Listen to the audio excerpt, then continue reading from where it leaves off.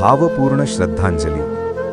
ज्याचा शब्द हीच त्यांची सही होती, ज्यांची शिस्त हाच त्यांचा श्वास होता आणि ज्याचं कामच त्याचं दैवत होतं, अशा आमच्या लाडक्या अजितदादांना आज महाराष्ट्र जड अंतःकरणाने निरोप देत आहे.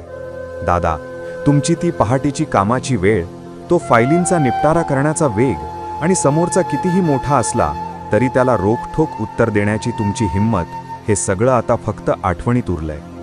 तुम्ही कधीच गोड बोलून कुणाला फसवले नाही. जे सत्य होतं तेच तुम्ही बोललात. तुमच्या स्पष्ट वक्तेपणामुळेच महाराष्ट्राला खात्री होती की दादांकडे काम गेलंय म्हणजे ते होणारच.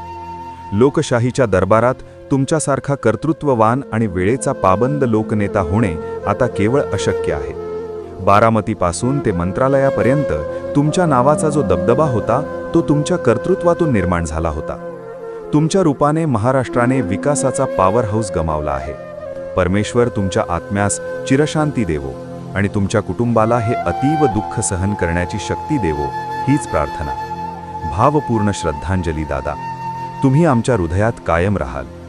गहिनीनाथ महाराज औसेकर.